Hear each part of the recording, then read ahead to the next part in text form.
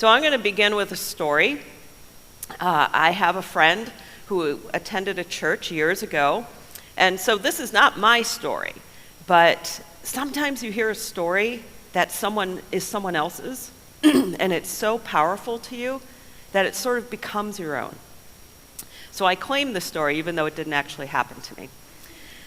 And so my friend was at this church, and she was in a Sunday school class, and they were studying about how to live well in God, and they kind of had more of an austere view of that, and so they were talking about a chapter on finances during one of their sessions.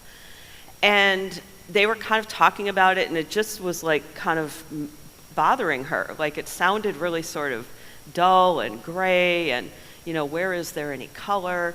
And eventually, she didn't know what to do, and she just raised her hand, and then she said, "What about beauty?" And without missing a beat, the leader of the Sunday school shot back, "Oh, you mean entertainment?" And she said, "No, I mean beauty."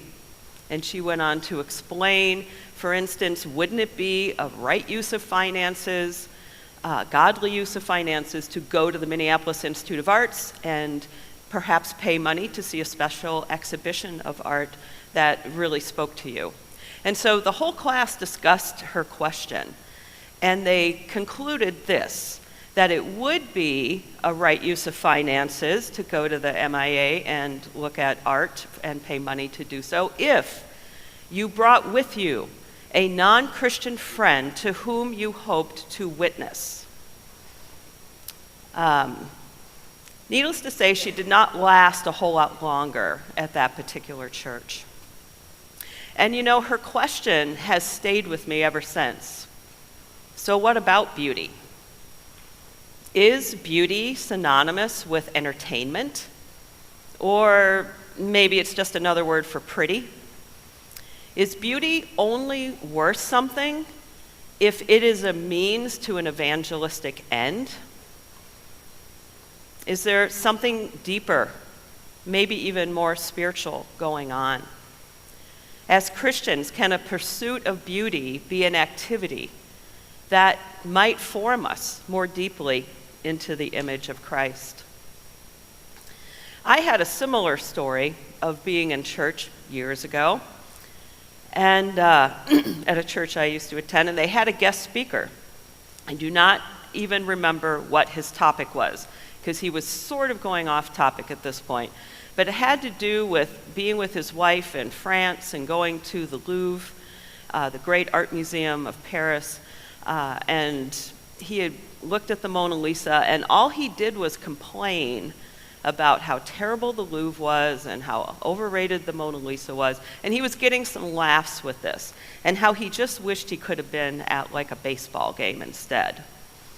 Now, I think baseball can be beautiful, but I sat there feeling like this feels really wrong to me, and I was feeling offended by this. And he was denigrating art and beauty, and I was looking around. It's like, is anyone else alarmed? And they all were like, sure, yep. And from that point on in his sermon, I didn't trust one thing he said. So is it acceptable for the church to be entirely unconcerned about beauty? Is beauty just ultimately about people's differing tastes of what's attractive, and thus so inconsequential that there's nothing wrong with joking about it in a denigrating way from the pulpit?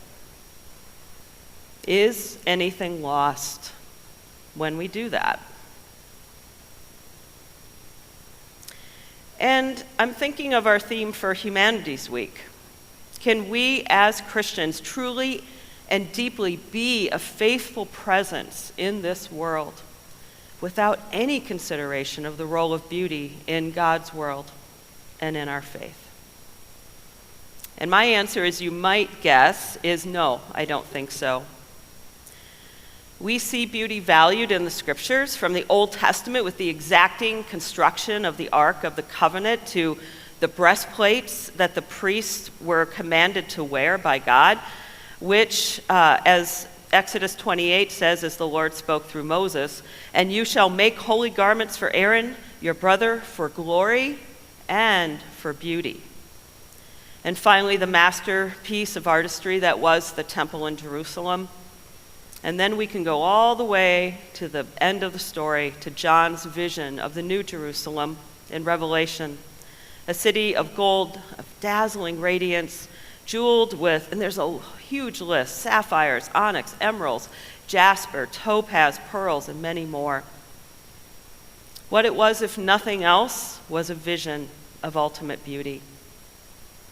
And also, just as a side note, it's also worth noting that beauty is present in the Greek word kalos, which appears over 100 times in the New Testament and is almost always translated as good. But as theologian William Barclay says, he speaks of the richness of the word kalos, saying it, quote, "describes that which is beautiful, that which commands love and admiration, that which is useful, that which is honorable. Kalos is the word of goodness, which is a lovely thing, the goodness which not only satisfies the conscience, but which also delights the heart and gives pleasure to the eyes." So the idea of beauty and loveliness and its importance is absolutely threaded through the scriptures. But beauty really goes deeper than that. Throughout the centuries, theologians have discussed what qualities are core to God's very being, and they call them the transcendentals. So there's kind of been some back and forth with that, but for the last couple hundred years, we've landed on 3. And the transcendentals are qualities of God that are so central to who God is and which God contains in such abundance that they become embedded in all that he touches and creates. And so the transcendentals of God are considered to be truth, goodness, and beauty. And these 3 are interdependent upon each other. So they're a bit like a 3-legged stool. You take out even one leg of the stool and the other 2 are compromised. So what kind of beauty are we talking about? Are we talking about the beauty that's just kind of pretty? No. Because they are interdependent, that which is authentically beautiful is good and true. That which is authentically true is also beautiful and good, and so on. So they constellate around each other, reinforcing each other. And if we do take them out, what is the risk of that? For instance, beauty without truth and goodness does become a kind of false mask, maybe just something that's a passing prettiness with nothing underneath it. But goodness without beauty and truth, says Greg Wolfe, becomes moralism, kind of a holier-than-thou attitude. And truth without goodness and beauty can descend into brutalism. Ever been Bible bashed? That's what I'm talking about. So when beauty, truth, and goodness are recognized as completely necessary, completely integral to each other, we see more and more that together they form the radiance of God. And the sad part is that in the previous era of modernity, and even in our contemporary culture, and unfortunately in so much of conservative Christian culture, beauty is barely on our radar. So we need to reclaim beauty as one of the transcendentals of God and as a unique pathway to knowing God. Beauty is embedded in creation, that's for sure, but we also need to see beauty, truth, and goodness in art and support the artists that are endeavoring to invite something of the radiance of God into the work they're doing. For too long, the church has tended to marginalize, if not ignore, most of the arts. And I would say music would be the exception.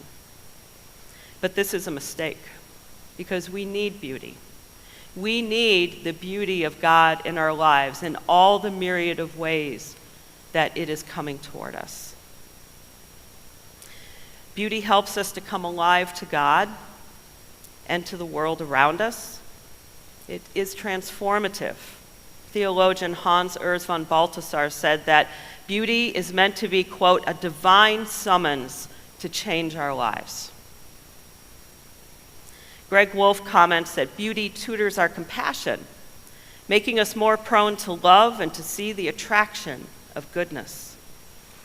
What I know is that beauty helps me to pay attention.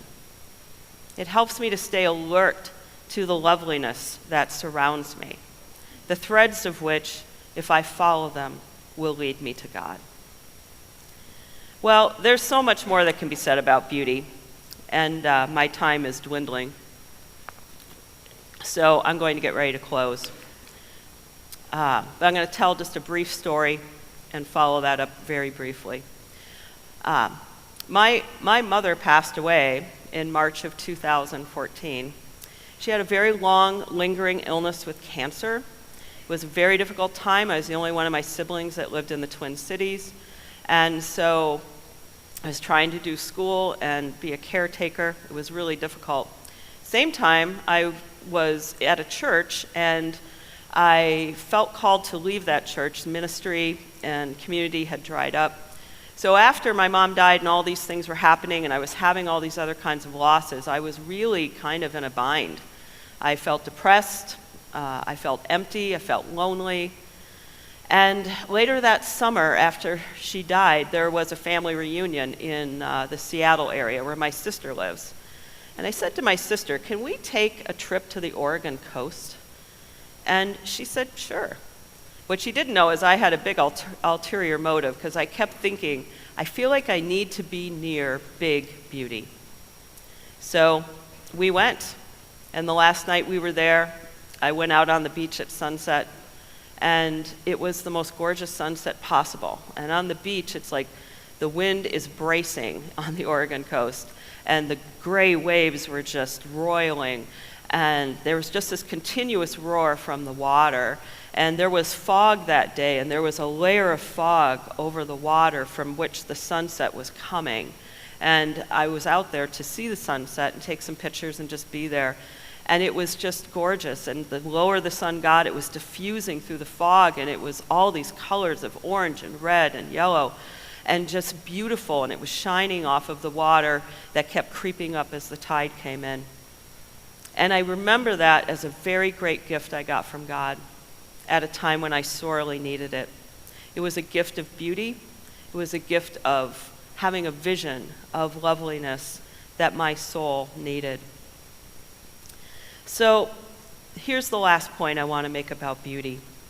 I think that beauty has a very eschatological significance, that it helps us to anticipate the restored kingdom, the fullness of God's kingdom. Beauty is the tangible form hope assumes in the world, which means to me that the very nature of hope is aesthetic. And beauty's elements of radiance, wholeness, and harmony can pocket a certain all-wellness inside of our brokenness, where both interplay and are honored. And I think maybe this is the ultimate work of beauty, offering a visceral foretaste of the all-wellness to come, maybe just giving us one glimpse from one jewel that shines in the New Jerusalem's temple. And it gives me hope to keep going, courage to keep trying, to not give up, because something greater and better and bigger surrounds me at all times. And beauty is a big part of that. So as I get ready to close, I echo the question, what about beauty? Can we embrace it? I would encourage all of us, not just artists, but it is for all of us. Let me just pray very briefly, and then we're dismissed. God, I thank you that you are beauty and truth and goodness. Help us to see that, to enter it, to glory in it, to find you in it. And we pray all of this in your name. Amen. Thanks, everyone. Have a great rest of your day.